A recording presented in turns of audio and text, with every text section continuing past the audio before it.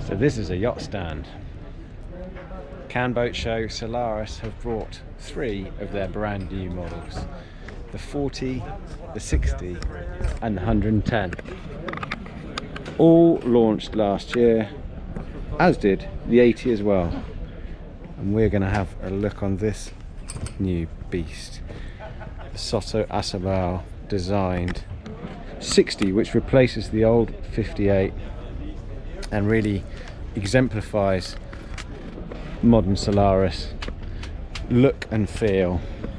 A very elegant, aesthetic, Italian, clean design. So this is number 2 of 3 already built. Silk launched last year, and below us here you have the access that flips down, and you have access to the tender garage, 3-meter rib in there, plus plenty of space in these quarter lockers each side, which are sealed off. You don't have access from those from the transom.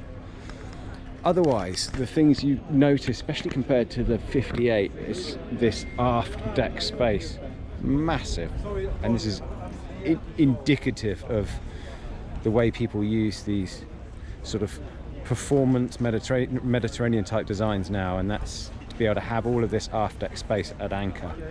So there's a bit more beam, and that beam is carried right the way aft when you compare it with the 58.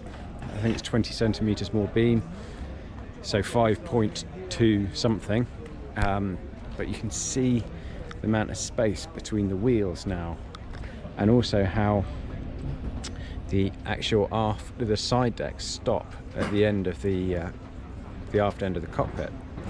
What that means is you have all this space back here, and also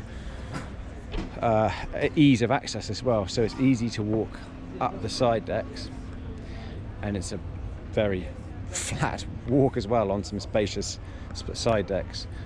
From the helm pedestals, just in front of them, you have the twin winches each side, everything neatly contained with a tailing locker there as well. And then the running rigging is hidden below decks. Doesn't go all the way through the coach roof, but actually through these turning blocks on the side, up under these really wide side decks. And notice how flat that coach roof is as well. Very, very sleek design. The spray hood contained in that recess in the coach roof, and then the sheets running rigging turning around those blocks to blocks by the mast there. And options for, well, the option is to have the tracks for the Genoa, or standard is the self-tacking jib with a well there, which leave further forward completely flush foredeck, thanks to those very nice Solimar hatches and white cork, grey cork deck. Moving forward, there's loads of room in both the anchor locker and the sail locker, if you have it as a sail locker.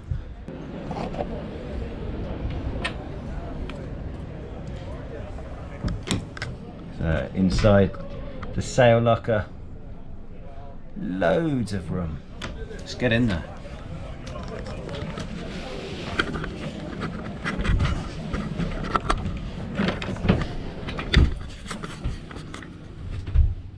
So full standing headroom in here, and that's because it is also offered as a crew cabin.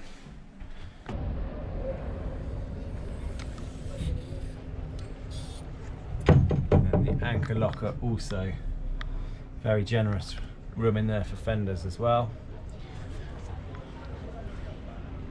Recessed furler, and then the option for a bowsprit as well, which if you take it, you have the integral bow roller with it. Then moving forward through the cockpit, the twin tables give you that nice thoroughfare through there, easy access, but yet plenty of space in there for hosting, socializing,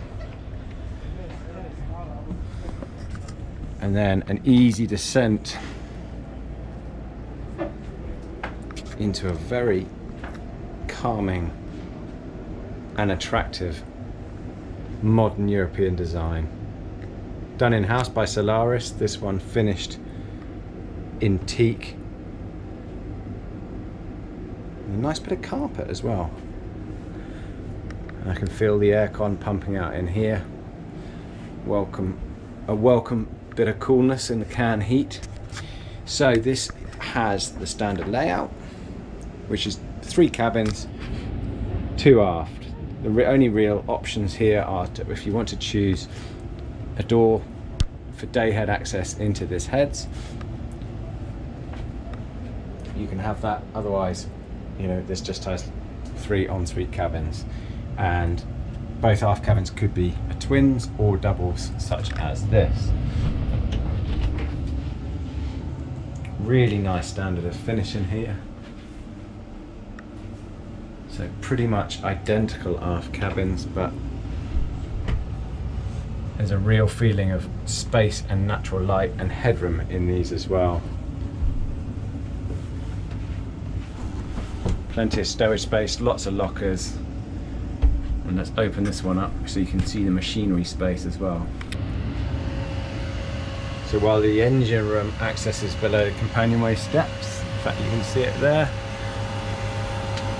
with access panels each side, so you've got pretty much surround access to that. After here you would normally have genset below if you wanted one, and this one has the aircon mounted in there, so the owners can keep cool while they're plugged in at the marina. Obviously when at anchor you have a bit more ventilation. It's a really nice design because you get a lot of space where you want it, plenty of room, and in the beamy saloon by having that galley athwartships forward, and you still get room for a proper chart table. Big daybed sofa area, and it's a semi-raised saloon, so you've got a single step down to each cabin each side. Let's have a quick poke in this aft cabin as well. So the split twin berth option in here, again with the same heads and shower. Yes, and that single step up, and that what that does is just it gives you a bit more viewing height as well, and it creates room for the tanks and battery space below the saloon itself. Great galley format. So to starboard here, a bit more work surface and loads of stowage, including practical cold stowage. So aft facing, so I don't all fall out at heel. Easy to get the drawer fridge freezers as well.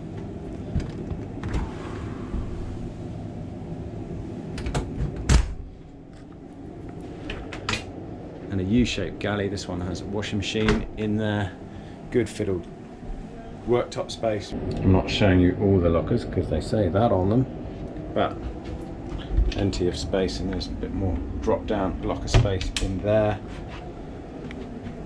Very, very smartly done. And this, I really like the format of this. So the owner's cabin can be your standard V berth with the heads, which would be aft here, or you can have this offset style one, which means you're at the head end, you sleep with your head aft by the central bulkhead, by the mast base, less pitching, and also more beam as well.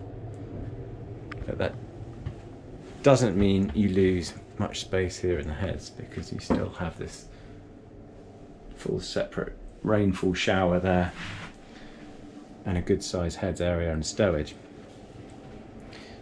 But the owner's cabin itself, really great stowage solutions, nice sofa seat here,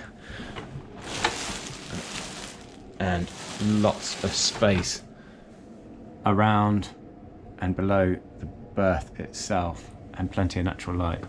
Blinds are closed at the moment, but there's 3 overhead hatches which you saw on the foredeck itself.